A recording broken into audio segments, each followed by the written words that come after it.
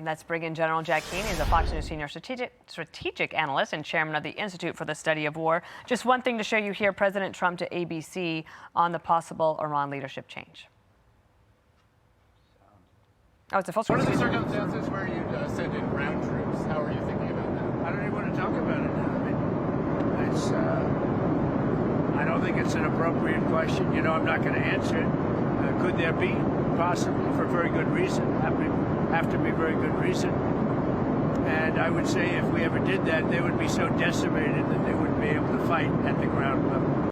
Okay, my mistake there. But President Trump said to ABC about Iran's leadership is that he is going to have to get approval from us. If he doesn't, he's not going to last long. And then we can get to the second part, which was a question he got about boots on the ground. Your thoughts on the new leader? Yeah, well, I don't think we should be surprised, at all. It wasn't a question of who they selected. We knew that what they were going to do is preserve this regime. The elites who are running the country, they have one thing on their mind, and that's to stay in power and preserve the regime. And a lot of that has to do with their own personal survival. They also recognize that if there is a transition here, they're likely going to be killed. Killed by who? By their own people. That's the reality that they're facing. So they're digging their heels in here. The who of it, certainly his son, he's got a personal stake in this. We mentioned his family has been likely killed, most of them, by this strike that took down his father. But he is an ideologue. I mean, he's a hardliner for sure.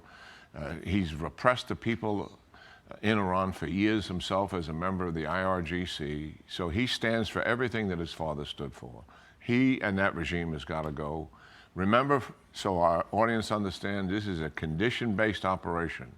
We're taking all of their weapons away from them that they have and their nuclear capability, and we're taking away their future weapons in terms of manufacturing firms and others that are making the weapons of war that they use, obviously, outside the region, outside their country, but also on their own people. And then the other thing that the Israelis are focusing on, which is so important, is to take down all of the organizations that literally sustain this regime. And that is a systematic, deliberate process. It will take some time to achieve those end states. The IRGC, just take that as an example, based in Tehran, and they have been hit rather significantly. They have outreach in 32 other locations spread around the country. And it's those locations that are repressing the people when they came out in those massive formations. The Bazi militia and also the police infrastructure are on this list for the same reasons. If we want, and we do, a civilian uprising that could potentially lead to a revolution and a change of government, we have got to take down those organizations that sustain this regime. And that will take some time and some patience to let this operation get to its culminating point based on the conditions that the military is achieving in their goals and objectives. Do you expect Israel to target the new leader immediately, or maybe give him a little bit of time to see what he does? I think he's always been on a target list. And certainly, if there is a priority on the list, he's likely at the top of it. Yeah, I mean, all of these leaders are on a target list, and they know that.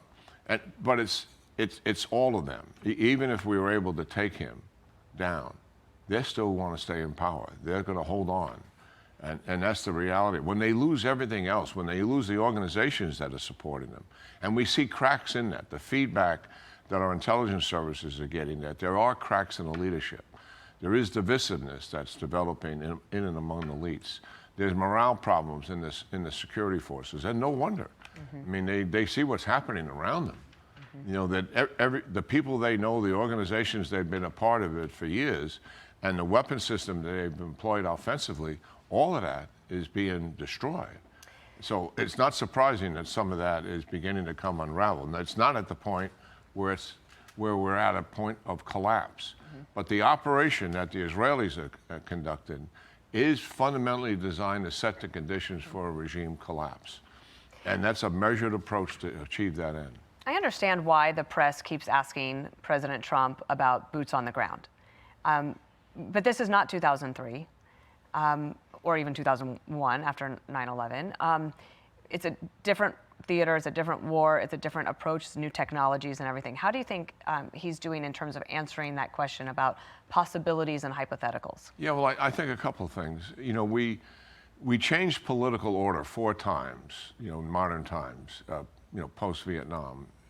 It was 89 in Panama, 94 in Haiti, 01 in Afghanistan, and 03 in Iraq, which you mentioned. That was using boots on the ground, supported by air power, to change the political order and put in place a new government. And except for Haiti, even doing that, we struggled with that outcome. Who's going to do it, and how good are they? How effective are they? So boots on the ground is not a panacea for an orderly change in power where the country is stabilized for some time to come. But the reality is, I think where the president is, he's not taking any of his options off the table.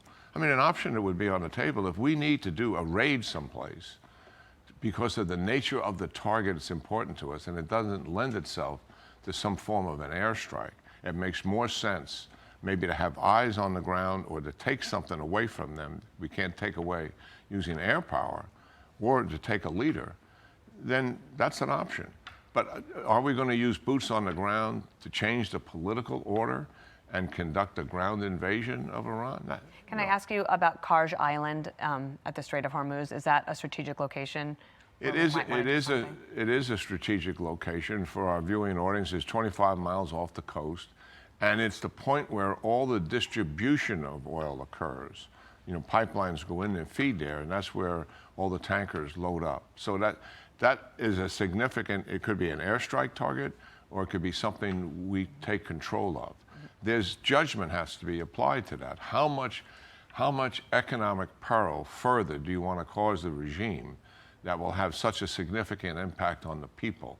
So when you're looking at the target, it's an inviting target, to be sure, and quite appealing. But at the same time, what ramifications is it going to have on the people long term if you do that kind of damage?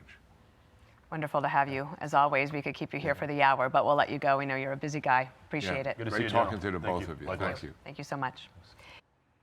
Be sure to like and subscribe for all the Fox News latest on YouTube, and catch full shows streaming now on Fox One.